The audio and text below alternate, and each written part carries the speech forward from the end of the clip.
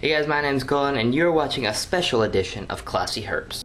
So if you just bought your first rack or made your own, set up all your heat tape and have it all controlled and look real professional and everything, well, in this video I'm going to explain how to set up this thermostat right here and have it run your whole rack. Alright, now this is the type of thermostat that I use. I use Helix Thermostats, the DBS 1000. It is an amazing thermostat. I've always used them, and there's not really many things that can compare to a Helix thermostat like this. So this is just kind of the box they come in. They're kind of pricey. Yes, they are very kind of pricey compared to a lot of the other cheaper ones, of course, but obviously you know what you get, what you pay for. So you know, you pay a nice price, and it's definitely worth it if you're wondering if the price is worth it. So these Helix thermostats do the job. You can sleep fine at night knowing that your whole collection, your whole life savings of snakes is being heated by this Helix here. You know it's not going to fail you. You know it's not going to overheat, and you know that it's going to keep them up to the exact temperature that you want them at. So yes, Helix thermostats. Alright, so just taking this new one here out of the box. Just gonna show you guys what they look like. This is not my first one.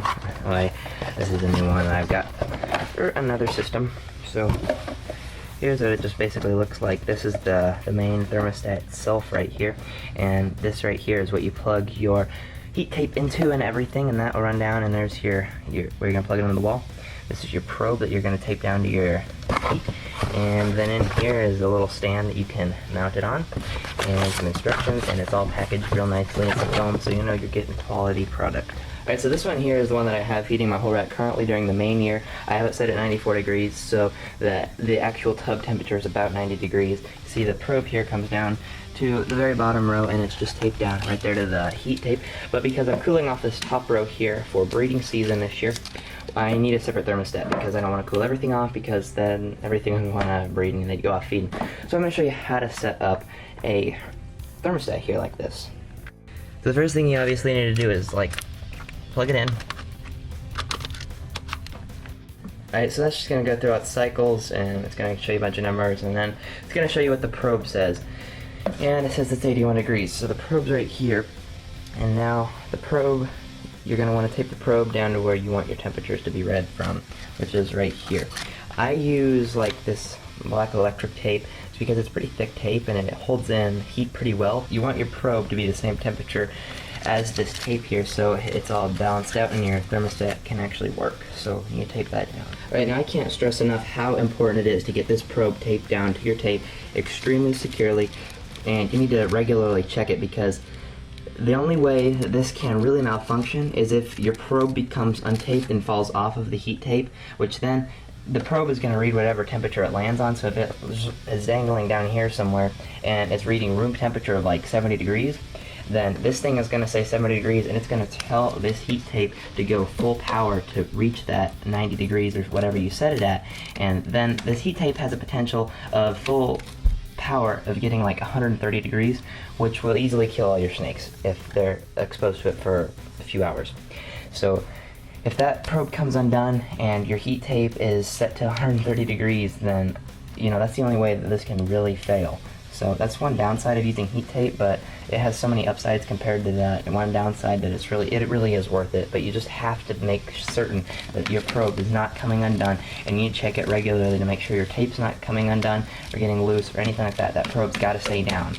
Alright, but so now you can see that it's about 92 degrees right there on that heat tape, which I read it pretty quick, 93 now. So that's what it's reading that as, and so now we gotta move on to the next step. You see there's instructions right on the thing. It says just hold it for 5 seconds and it'll flash, and then it says 86, 87, 88, 9, 90, or you just hold it down and the temperatures will continue to go up until it's set where you want it. So you can just hold it down there and the temperatures will, you're setting your temperature here to what you want it to heat up to, and I'm not actually setting it right now, but so you can set it to whatever temperature you want, keep holding it. If you pass the temperature you want, just keep holding it till it resets over, see, it goes to 110 and then down to 65. So just hold it until you get it to the temperature that you want it to heat up to, and then release it to set it.